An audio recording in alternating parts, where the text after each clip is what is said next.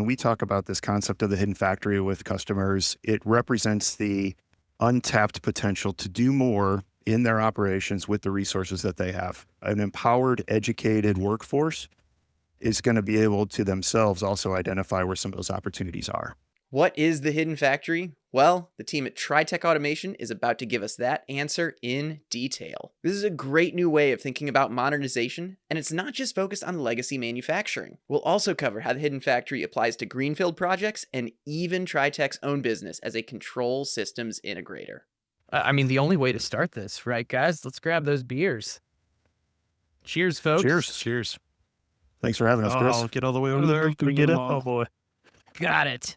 Welcome, gentlemen, to Manufacturing Happy Hour. This is a fun one. I'm back home, where I'm from in St. Louis, with two individuals that I started my career with. Ryan, we're going to be weaving you into this as well. But as we get started on this conversation, I think we all picked a different beer, which is kind of rare for this show. So let's go down the line. Adam, what beer did you pick and why? Because there's like some St. Louis identity to some of these beers. Yeah, absolutely. So yeah, the long list here, great place. But I went with Annie's Red. Annie's Red is for Annie Guns. So born and raised St. Louis. So throwing a little back to Annie Guns. Restaurant's been here longer than I have been. Great place down in Chesterfield. If you ever stop into St. Louis, highly recommend it. But that's what led me to this one. And Luke, you Nice. picked the Forest Park Pilsner. They were out, so I ended up with the STL IPA. So it's hot outside, a crisp IPA seemed like a good choice, and it's named after our hometown. That's a strong beer too. We're gonna see how you're doing by the end of this conversation. That one's no joke. I love that beer, to be clear, but it's not a wimpy beer by any means. And then Ryan, how about yourself? I got the Stammtisch Pilsner. I'm an equal opportunity consumer. I go through kind of phases. I've been through the IPA phase and everything else. So I'm going through kind of a clean, crisp Pilsner phase. That's And what I'm saying now. And I was mentioning at the bar, like if you kind of knew what Stammtisch stood for. And this is a brewery that has a lot of German roots. In fact, for anyone listening, Urban Chestnut, I think came out around like 2010, shortly after the Anheuser-Busch merger. So one of the brewers here came out of Anheuser-Busch, so he had that quality background. But his name's Florian Kuplant. He's also from Germany, so he brought a lot of that German influence to the beers. I believe Stammtisch refers to the locals table at a bar, is what it translates to in some form of German. So There you go. I learned something. yeah. So having great beers today. And before we get into talking about the hidden factory, let's get to know, well, we already know one another, but let's get the audience to know you a little bit. So I mentioned this briefly. Adam and Luke, you were like two of my earliest mentors in the manufacturing sales world. This would have been what, like 2010? I think I was down here getting ready for sales training, and you guys at the time were the young guys in the office, or at least like the young guys with a little bit of experience. That's how I look towards you at that point. We still feel that way. Yeah, that's good. Older, experience questionable. Age is just a number. So we're keeping that youthful mindset here. But I wanted to kind of start off. You are both in leadership roles now. You moved up within Rockwell. You're at TriTech now. You've had different tours to get there. I'm very curious, like, what is a lesson you learned as a salesperson at Rockwell early in those days that has stuck with you to this day? Adam, we'll start with you, and then Luke, you'll follow up. Yeah, I would say, it's hard kind of coming from a technology-based company, especially like Rockwell, where you got really great technologies. Probably the biggest lesson is, it's business value first, right? And technology second. We got to right-size the technology. We got to pick the right one, but we really need to start with the business outcomes. What do you need to do? And then we'll find a technology to, in order to achieve whatever that client's trying to do. So hard to do sometimes when you get the coolest technology out there, you want to talk about it, but you need to sit on that a little bit. I like that. Luke, what would you add?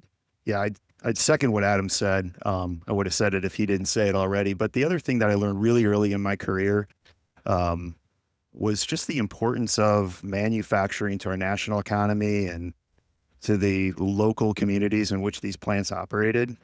And I'd say, it was pretty inspiring earlier in my career. And when I got into manufacturing, I don't think I really understood the impact of that.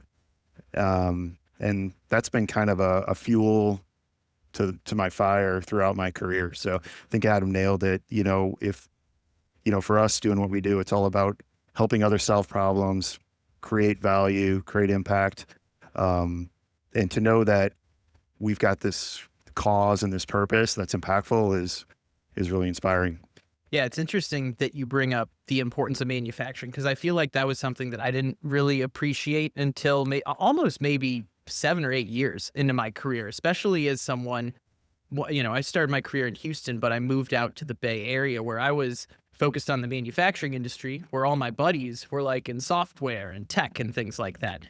And now we're seeing this enthusiasm around manufacturing and manufacturing startups that I didn't necessarily see at the start of my career. Yeah. So I like that you brought that up. I mean, I'll be a little nostalgic, and then Ryan will stop having like our little like throwback here. But I remember going into that sales office in St. Louis. This was my first time. I had been in engineering and quality up to that point.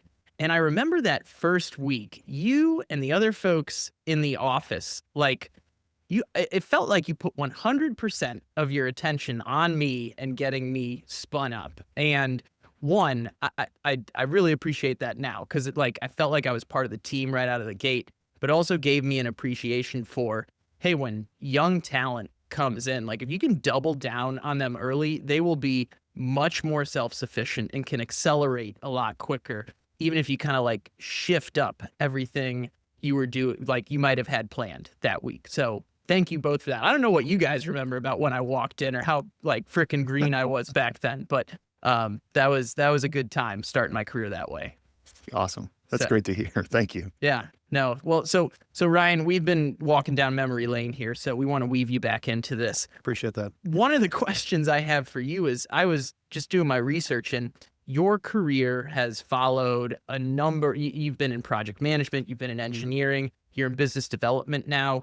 You have been in seemingly, a bunch of the roles you can fall into under the manufacturing umbrella. Sure. What has allowed you to be successful pivoting from one role to the next? And is there a common thread across these roles? Yeah, I think, you and I were talking beforehand. I think that you come from a mechanical engineering background. I do the same. So early on, I started with a small integrator, kind of doing mechanical design type stuff. They couldn't keep me busy, and I started picking up some PLC programming type stuff just to stay busy, and had a couple of good mentors early on. But just when I kind of got into it, to be honest, I really just kind of fell in love with the whole system integration and PLC programming and automation in general.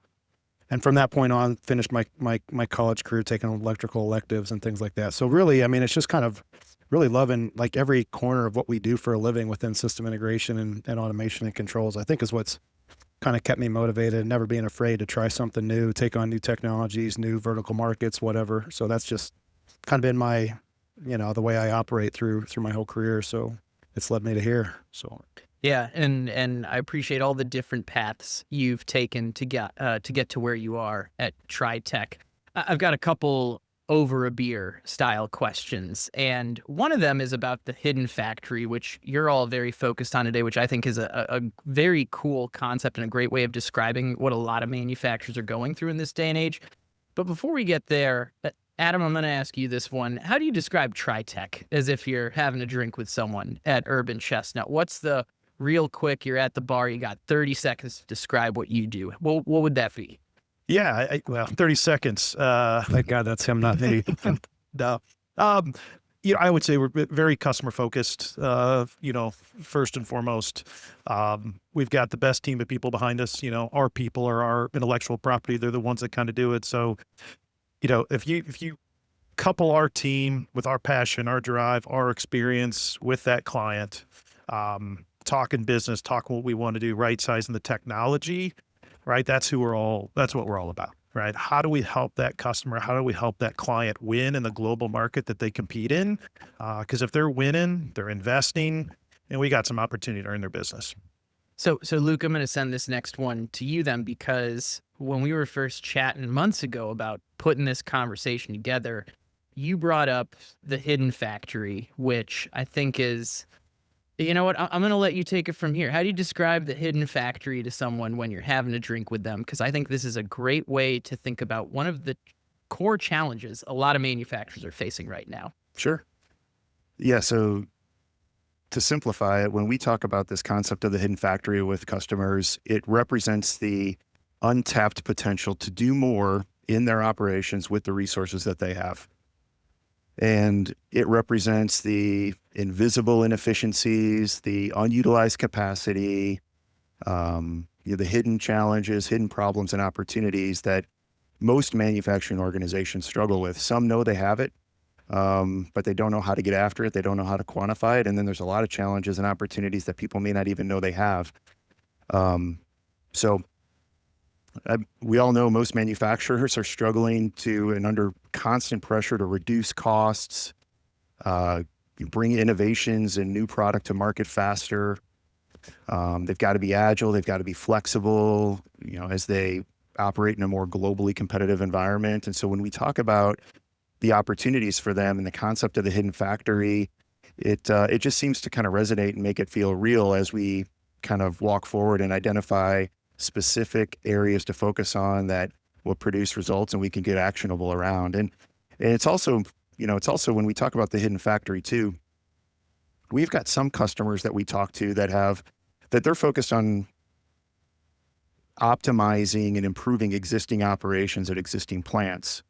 The same conversation also applies to companies who are thinking about making big investments in greenfield and brownfield expansions too. So in that situation, the conversation turns to be a little bit more proactive. How do we engage the right people earlier in the design of the process and the control system, the operators who have their eyes and their hands on the process every day, to make sure that we give them the tools, the resources, the visibility to readily expose the opportunities for improvement and not recreate this hidden factory and hide those challenges as they, build this new plant. Yeah, one of the things that really resonates with me about the hidden factory is you're telling manufacturers right out of the gate that there's probably a lot of unused potential right here. We don't need to Absolutely. totally reinvent the wheel, throw a bunch of new stuff on here. Yes, there will be new technologies that get incorporated in it, but it's not like starting from square one, for example. We'll get back to how the hidden factory applies to like a green field a little later, because I think that's worth jumping into. But my next question is for you, Ryan. What does this look like? How does this play out? How do you help a manufacturer get more out of their existing assets? Yeah. I mean, it's the old, it depends kind of a thing, but I mean, just in general, from a high level, I mean, it all comes down to understanding what you've got, and it comes down to data. It comes down to understanding the data you've got, creating the information out of that data to figure out kind of where your hidden factories lie. A lot of times, like Luke said, a lot of customers know that they've got inefficiencies and kind of know where they are and kind of know what they are. But they can't quantify it without the data, without gathering the information and kind of analyzing the information. So, it kind of starts with gathering on the front end and then analyzing kind of the low hanging fruit, where the biggest improvements are. A lot of these customers are analyzing, trying to figure out, where do they invest their money to expand? Are they going to build a new expansion? Are they going to add on? Are they going to build a new building? Or how can we figure out how to get more with what they currently have? And so it's just identifying where those opportunities are. Working with them to kind of work through the capital process to justify projects, and then, on the back end, kind of proving the ROI, at the end of things there. So, again, a lot of customers know that they have issues or they want to do upgrades. They know why. They just that the quantification and a lot of the information side of things is where they're falling short for the justification. I'm curious, is there a common thing that you come across when you're looking at this, like right at the beginning of an assessment or when you're evaluating where the potential for improvements might lie? Like, is there some low-hanging fruit you're seeing on a regular basis over and over and over again as you're doing these walkthroughs, engaging with these folks? Luke, Luke, Yeah. you looks like you've got one. I got something comes to mind. Ryan, jump in after me here, but it's a great question. And I'd say, I think every organization that we work with is, constantly looking to raise the bar and improve. The one common theme that I think most of, your listeners would probably agree with comes down to people in workforce. Everybody's in our industry struggling with the same challenge. not enough skilled labor, and so many unfilled manufacturing jobs. So a great place, and I should say a common place for us to start is with a focus on fully empowering and enabling the workforce that they have today.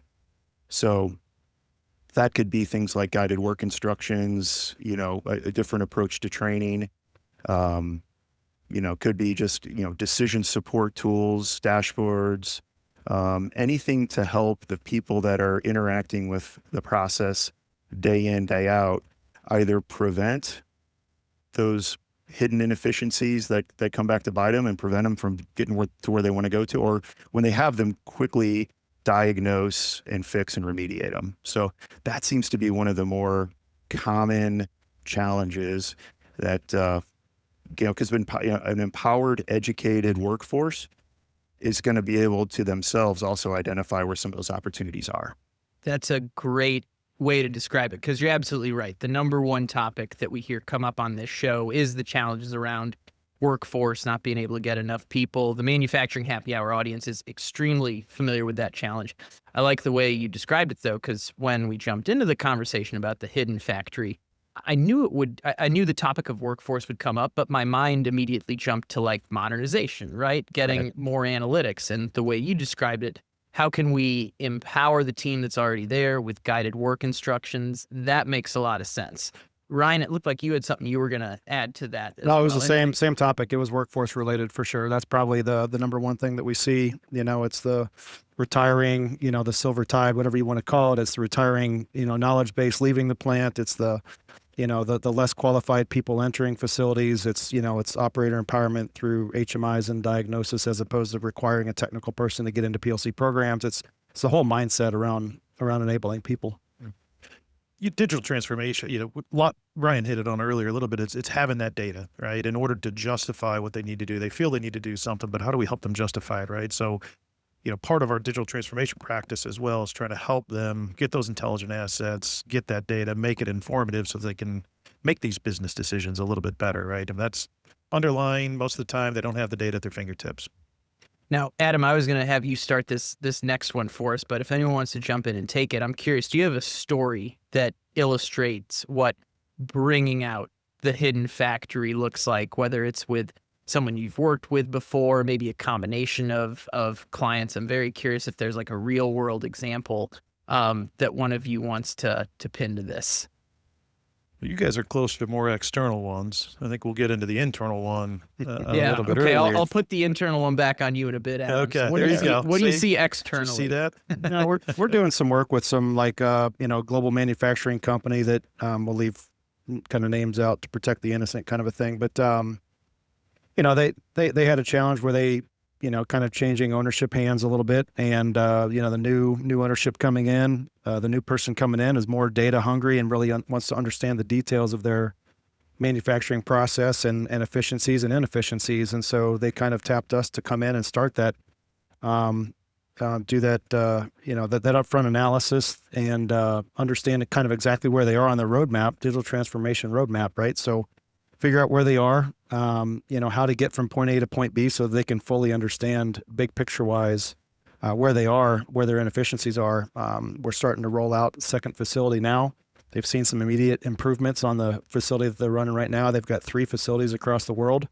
So we've got one more to go after we're finished rolling out to the second facility. So real world application. It's dashboarding, it's exposing information that they, again, kind of thought they knew where the inefficiencies were, where they had room for improvement, but seeing it on paper or seeing it on dashboards and providing real-time information is really empowering them to make some real changes within the company. I love that we got a real world story here. What I want to kind of end this segment on is like, what are the top 3 things you're all seeing? And some of this might be reiterating some of the things we've talked about, and that's totally okay. But what are the top 3 ways you're seeing manufacturers unlock their hidden factories? And probably the easiest way to do it is if you each name one that you've seen. Well, we talked about enabling the worker. Yeah. And I think, that to me is one of the top opportunities and needs, and that relates directly to unlocking the untapped potential in a plant. The the other thing, and I'll just kind of build on what Ryan said. So the other opportunity is, we talk a lot about connecting and gathering, connecting assets in the plant floor and producing information in the plant floor. And, building on Ryan's example, one of the key aspects of the solution that we built with the customer that he referenced is the connection between data in the ERP, orders, material flow, coordination of assembly across, different international sites with the performance in the plant. So, while we're working, at the, equipment level, enabling an operator, we're also working with them to gather the right data from the ERP to marry that with, we'll call it OT level system data. So there's a great opportunity there, I think, for a lot of manufacturing organizations.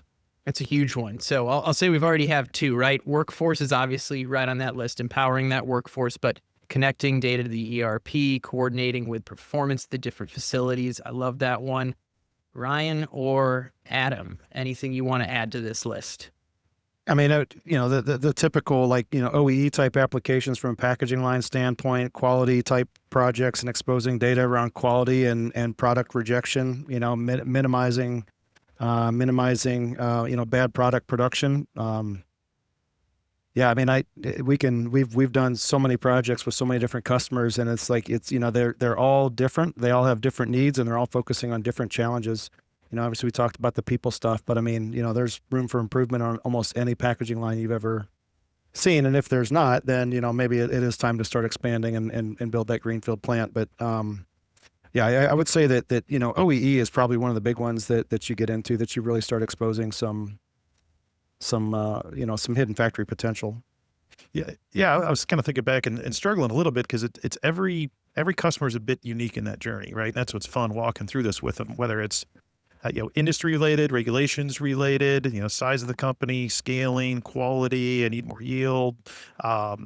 People, we kind of talked about it. So it's again, you can't walk in with technology of, hey, we need to look at your network. We need to look at data collection. We need to look at modernizations. It's that process, right? There's not really one silver bullet that we can come in and say, hey, this is what you need to be, industry 4.0, here you go. Here's the part number. So that's what's fun about the journey. Sitting down and taking an outside look with the client, sometimes they get kind of buried in kind of their ways. And so having somebody outside coming in is the fun part. Well, for the audience that's out there, I'll do a quick summary on this. We've talked empowering the workforce. We've talked leveraging that data that's in the ERP. Ryan, you were just talking about OEE. And then Adam, I think you made a very great point to round that out, that, hey, everyone's going to be different. So we're naming a few of the top ones we've seen. But that's not necessarily the rule to the whole thing either. I did remember the question I was going to ask before we moved on to talking about TriTech's own journey in all of this. I'm very curious to know what the hidden factory conversation or exploration looks like when you're working with a greenfield type of facility, because hidden factory intuitively makes a lot of sense when you're talking about unlocking potential within what's already there. But Luke, you're the one that brought up the greenfield aspect. So how does this play out in the context of someone that's building, expanding, et cetera? I'll start, but I'm going to quickly hand it over to Ryan because he's got a great example, I think, based on some recent work he's been doing. But you're right. So it intuitively kind of makes you think about how do you optimize what you already have. But a lot of the reason that you can optimize, that people are finding these opportunities to optimize is because of, let's say, traditional approaches, right? And they've ended up with islands of automation, siloed data, systems that have kind of evolved over time. So it's really about taking a proactive approach, thinking about, okay, what are all the reasons that we are where we are today, or many manufacturers are where they are today with these invisible inefficiencies that they struggle to find? Let's take a different approach to looking at how we design and implement a new system. So Ryan, why don't you build on that, man? Yeah, I mean, anytime you have the opportunity to work with starting from scratch, from a greenfield, patch of dirt, whatever, to be able to take that opportunity to kind of design in kind of the information, the connected, the integration, the the empowered operator, everything into that initial design is pretty rewarding and fun to see. So, and the reasoning behind it is, whether it's integrated power, being able to get all the information that you can out of your drive systems, out of your motor control systems, or heavily involved with the OT network design to make sure that you've got an expandable network that's robust, that, that it in itself generates its own information that's actionable, all the way down to, developing the library. If you're starting from a canned library from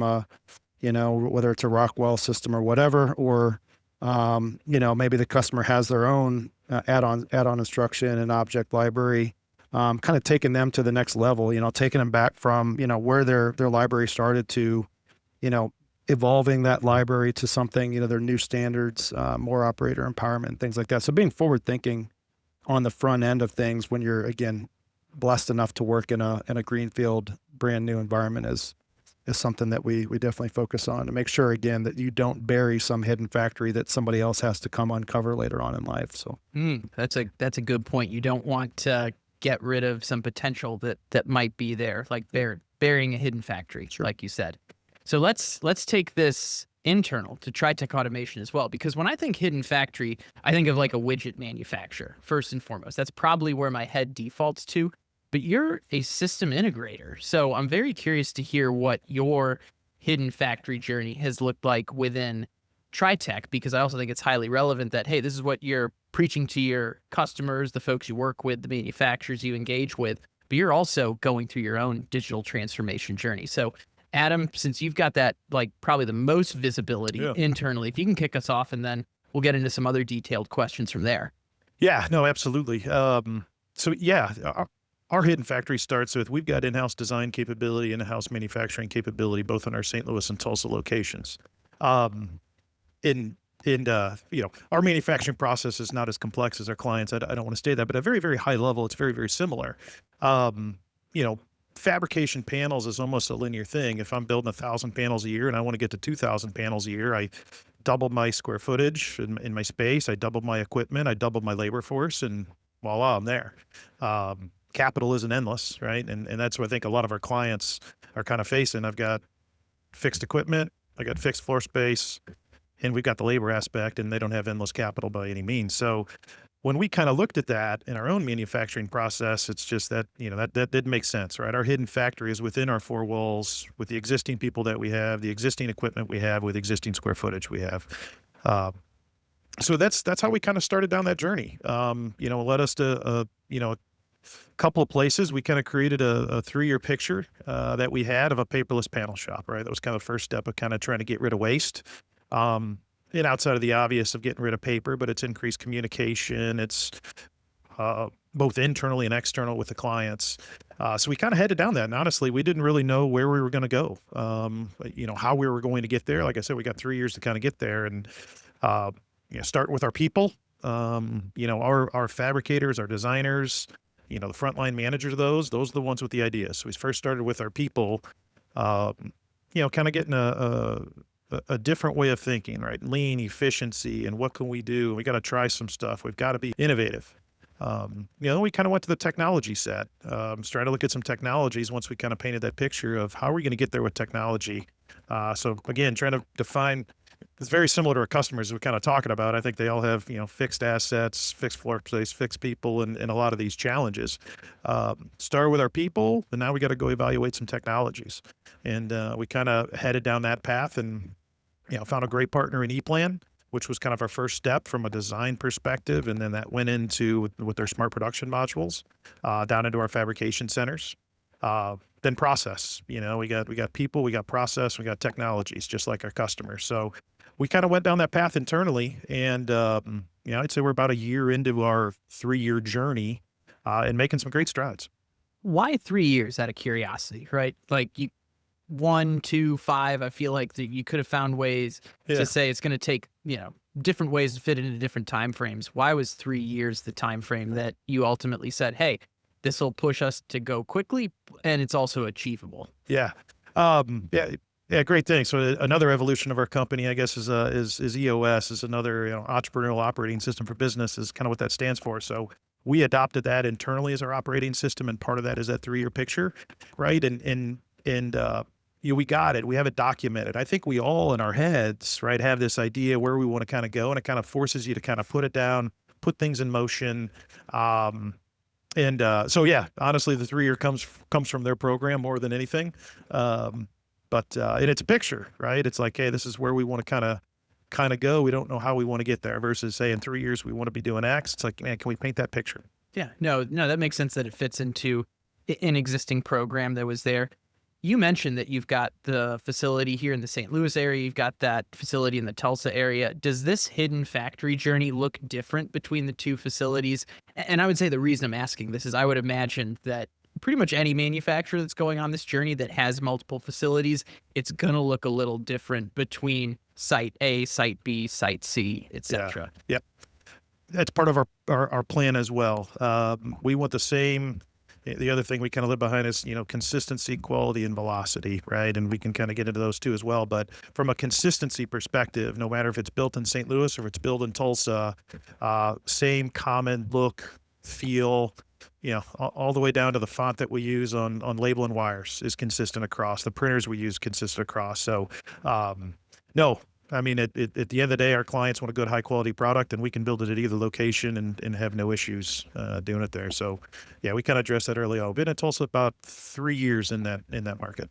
So consistency, quality. What was the third one? Velocity. Velocity. Yeah. That one makes a lot of sense there. All right. You said we could go into those a little bit more. What would you add to that about those three? There's internal and external, aspects for it. I mean, if you boil it down, I from an external perspective, right, end of the day, our customers are probably aligning risk as they engage with us, right? And they're engaged in a project. It's all kind of down risk. And I think our tool, our people, our process, and our technologies helps reduce the risk for them. Part of it's technology, a lot of it's kind of process. So when you talk about consistency, we want to help that client. And we've got OEM clients, we've got end user clients, we're working with large EPC firms, and they all have a little bit different value prop. And so that kind of takes a little bit different flavor from a consistency perspective. For an OEM, we want to drive consistency across panel to draw down design time, right? If we draw down design time, we could be more competitive for that client. We can be faster time to market. That increases the velocity. They obviously want that consistency too. And for a large EPC firm, some of the technologies, collaboration, cloud environments, some of the technologies that we have deployed have helped us with that we design in a cloud environment. So now there's a single source of truth for us, their end user, the EPC, the mechanical contractor, the electrical contractor.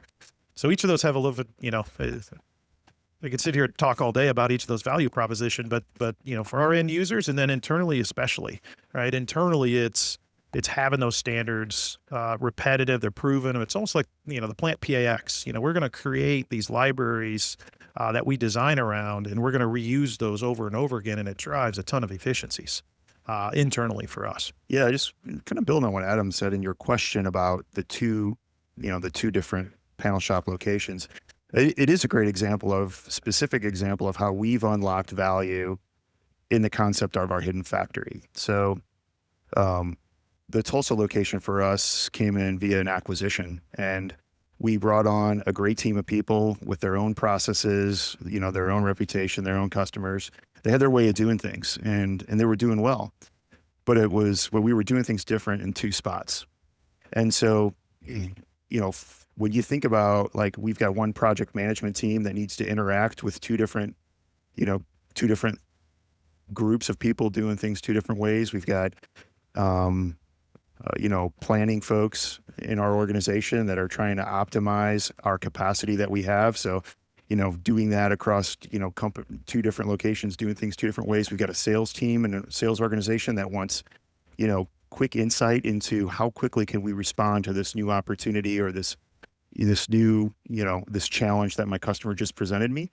So all of those things are harder when we've got disconnected locations or different locations doing different things. So we recognize that right away. So far, now that we, Adam mentioned consistency, the consistency is great within kind of the four walls of each of those plants, because, when we've got one best practice, we can easily go implement it somewhere else. One innovation, it applies. But now to other stakeholders in our organization, whether it's sales or project management or our design team, it kind of looks like one organization. And so because of that, we're operating more efficiently, more effectively. So there was value to unlock between those two different groups within our organization. And we've extracted, we're on our path to extracting that right now. Kind of on that same, digital transformation journey, we're talking about unlocking a hidden factory. We've by incorporating the tools that we have, we've completely changed the way that we manufacture panels from a serial perspective to kind of parallel path some things because of the tools we put in place. I don't know if Adam, you want to talk a little bit about, we haven't really mentioned the CNC machine, the panel mod center, and the wire machine, and the tight integration between ePlan and our design tools and the fabrication side of things. By taking, two processes that essentially happen serially between modifying a panel and then, laying things out and then, taking wires, running it through, the fact that we know that wire lengths and everything else, we can kind of do some things in parallel with creating wires and modifying panels and things like that. And, so hidden factory type stuff isn't always inefficiencies or labor related issues. It might just be the way you're doing things. There's a better way of doing it that kind of cuts out time in the process. Great point. Yeah, for sure. Yeah, thanks, Ryan. On a technology front, kind of a couple things. We have these technologies, so it's kind of like, just like our customers, kind of islands of automation, but how do we stitch them all together? In our case, it starts the design. At the design phase is when we're, selecting, picking components, laying them out in a certain manner. But within the tool technology and our design platform, I know every wire, every gauge, every color, every length, what the label is. When I lay out the sub panel, I know where all the holes need to be mounted in for the DIN rail, for the duct and all this. And so what Ryan's talking about is that, seamlessly, we're trying to eliminate every keystroke that we have in the plant floor from a design aspect, but we take a file, we dump it right into our Comex wire machine, and it cut, strips, welds, almost like a ferrule, prints the label and slides it on. That could be done at the same time because it is all in a 3D digital twin type environment. All the DIN rail and duct can be cut to length at the same time. So instead of kind of building a panel was a very linear process of, I got to get the sub pan, I lay it out, I make sure I got room, I measure, I cut the DIN rail, I lay it down, I assemble it, I wire it, I go through QC. Right now I can cut the wire. I can go in our Invent mod center program and cut out all the holes in the enclosures. I can be cutting the DIN rail at the same time. And then these things can kind of get married together at the end. So when you talk about velocity, that's huge, because we can kind of parallel paths instead of that linear path. So yeah, we've deployed a lot of technologies, but it's stitching it together just like our customers, right? We have certain sets of equipment, but they all seamlessly work together, and they're producing big data. In our next phase that we're bringing in is, how do we pull that data up? Right? Internally communicate to our PMs as the status of the project, where it's at. Do I have product? Do I have material? Is it here? Is it late? And then also exposing that to our client.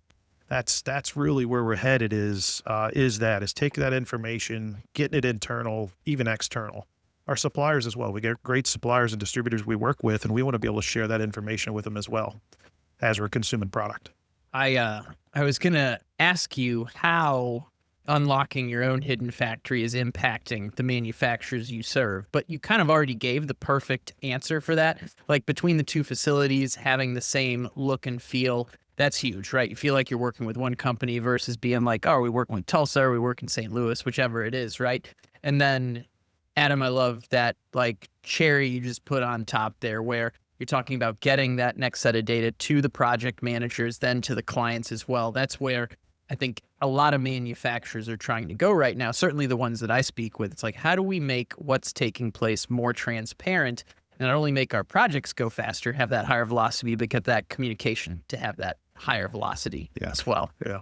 So it's time to market, return on investment, right? If we can get to that client a little bit faster and an optimized design, that return on investment is that much greater. Yeah, we fight the same people challenges that every manufacturer does as well. So ePlan and the connected worker environment there, you don't have to be a technically trained schematic reading type individual. It can be a paint by number type of thing. So we're taking a lot of the skill requirement out of the people that we're hiring, the people we're able to hire. It opens up a whole new talent pool for us that's able to do an effective job. So yeah, impressive technology for sure. Yep. So we're here towards the end of our conversation, and I always end with a wild card type of question. Actually, I've got another question after this, but this is an easy one. This is a choose your own adventure. Yeah, take that sip of beer first so you're prepared. But is there anything you wish I would have asked you specifically about the Hidden Factory, about manufacturing here in St. Louis, where we're hanging out right now? Is there anything you wish that would have come up in this conversation? Sometimes people bring up the topic of sports, but the baseball season is not going too well here right now, so I wouldn't be surprised if that one's Last few games coming have up. been tough. Actually, which one of you was at the Savannah Bananas I was recently? there. You were there? I was Okay. What? Oh, two out of the three Yeah. folks were at the Yeah, Savannah sorry. Bananas. Okay, well, this is going to be fun. I saw the Savannah Bananas like a little over a year ago in Savannah. Based on the fan experience, the vibe of the event, this is going to be a little cheesy, but what is a lesson that you learned from the Savannah Bananas that could apply to manufacturers? Oh boy. Think about this one for a second. Apply a time limit or schedule and stick to it. I mean, that 2-hour game, man, it's like in and out. That's true. Yeah, that is a rule they have in Banana Ball is the name of it. I assume most folks out there listening are familiar with it, but Banana Ball, it's like game doesn't go longer than 2 hours. They have a time limit. Yeah, it's a cross between a circus, a rock concert, and a baseball game, like kind of all rolled into one. That's the way I kind of view it. It was pretty cool. What was it? Just describe what it was like being there, because I know there are a lot of. I think everyone is familiar with the Savannah Bananas by now, but I think most people are still on the waiting list to get tickets. So you are two rare individuals that have gotten to see this in person before. Like, just describe the experience, Luke. I'll take some words from my kids. They said it was overwhelming. I think they were sensory overload is how I would describe it. And the music, the dances, and all the crowd interaction. It was nonstop. When my kids left, they were exhausted, and I was too. So Yeah. I think one of the takeaways for me from that is the thing to admire is how just relentless they are with delivering a great experience to the fans. And I think, in our business, we're all working with partners, working with customers, working with vendors. I think that's a great takeaway, because it's incredible how much effort they put into that fan experience. And, I think it aligns really well with, what we talk about when Adam was talking about a 3-year picture. The other part of that picture is our customer experience, and we're relentlessly trying to evolve that too. So I never really thought that there was any correlation to what I saw last Saturday night in our business, Chris, but now I do. His fans first philosophy is pretty, I mean, it is incredible. apparent just the way they go about it. Now in Savannah, because part of his philosophy is take everything you hate about the existing product or service and like whiteboard what it would be like if that didn't exist, right? Like that's why they, what is it? I think they don't allow bunting in Banana Ball, because I think Bunting sucks. Yeah, That's what bunting it says, sucks. yeah. That is the simple reason they don't do it. In Savannah, your ticket gives you free like burgers and hot dogs as well, which is pretty great. I remember being made fun of by my wife down there because I snagged a hot dog, then I threw another one in my pocket. And she's like, "Are you just gonna like hoard all of them?" I'm like, I'm gonna eat both of them, but how often do you get to buy a pocket? Not even buy. How often do you get a pocket hot dog at a game? So no, it is. I love the philosophy. I know there were parallels there, so I'm glad we got to weave that in here at the end. I am going to ask one more question, advice for one of the segments of our audience, because we started our conversation where I started my career working with you, Adam, and Luke in 2010 here in St. Louis. A good quarter of our audience that listens to this show are people that are new into the manufacturing industry. They're, just trying to learn what's going on, what this industry is all about. I'd like to hear from all of you, and Ryan, we'll start with you because I feel like we kind of excluded you right there at the start this time. So you get to lead this one off. What is your advice for young career talent getting into this industry? Getting into this industry? Oh man, I think just don't be afraid to try new things. Believe in yourself. Find good mentors and learn as much as you can from them. I know it's kind of all over the place, but and it's just like I said, love what you do. I mean, this is one of the coolest things. We get to see how so many things are made and done, and and get to be a part of that. I love the starting up something for the first time, seeing it come to life for the first time. I mean, there's so many rewarding parts of what we do. I don't have any one single thing of advice. Just find somebody great to study under and love what you do, I guess. That was a good smorgasbord, and I should add one. I'll add one more thing to that. Like Took all our answers. well, That's what we were thinking. I'll give you something else to think on while I add another element to this question. I mentioned early career talent, right? But there are a lot of people that are entering or going to be entering the manufacturing industry for the first time ever, especially as we see more hard tech startups coming into this space, people moving to work for, let's say, manufacturers that have been doing this for decades or centuries and things like that. So this could be not only for early career talent, but folks that might be entering this industry for the first time. So Luke and Adam, you both have an opportunity to answer this yet. I know you're like having a personal debate as to who's going to answer it first. Ryan was pretty selfish by taking all the good ideas. If there was I like how Ryan said he like didn't have a good answer, but he gave like all the of them. answers Yeah, right all of there. them, yeah. Go ahead. Yeah, they're along the same lines, finding mentors, but there's a lot of people in space that are passionate about it. We obviously are too. But yeah, if you're getting into the space, reach out, find people. There's technology providers, distributor partners, manufacturing partners, technology partners, integration partners. Lean on them early and often to try to help. I think it's very much a team sport. I think the entire industry is rooting for people to win. So yeah, reach out, be inquisitive, and really kind of get some help. And Ryan hit it hard. Find a good mentor. And that could come from a variety of different places, but that would kind of be it. You're not here alone. Team sport. Ask questions. There's a lot of people out there that want to help. All right, so we doubled down on mentorship. So Luke, I see you thinking it's like, man, I really wish I could have given the mentorship answer. I've had some amazing mentors. I have some today, and I know some of them are listening. So thanks to them. How do you? It's great advice, but go ahead. No, Yeah. I want to hear your answer, but I have a follow-up question after that. Sure. I was going to add to what these guys said. Stay curious and continue to reinvent yourself. Our industry's changing so rapidly. It's very exciting. To think that what you know today is going to get you through, the rest of your career, depending on where you're at, may not be the case. So stay curious, continue to reinvent yourself. There's so many great resources for knowledge out there. And, I certainly feel like it's kind of the space and the time where, like, if I'm not continuing to grow, I'm going to fall behind real fast. And I like that. It's a great challenge. It's a great motivator. It excites me and inspires me. So I don't actually think I need to ask my other question because I was going to say, it's like we think of mentorship sometimes from like, hey, you're young, you're getting into your career, right? But you explicitly said it's like, I still have a ton of mentors and you've been doing this for a little while. Yeah, so I feel like you gave a great answer on A like, little while. yeah. How do you, I was hoping we'd like, razz one another a little bit. I was worried we were going to get to the end of this and that wouldn't have happened. But no, I think that's a great way to look at it. Stay curious. A very Ted Lasso style piece of advice, another pop culture reference we were talking about before the conversation started. So, hey, Ryan, Luke, Adam, I really appreciate you guys taking the time to hang out here on Manufacturing Happy Hour. This has been a fun conversation and looking forward to sharing this one out with the listeners. Very cool. thanks so much, Chris. Appreciate it as well. Cheers. Cheers, buddy. Staying up for this. Thank you, buddy. Go.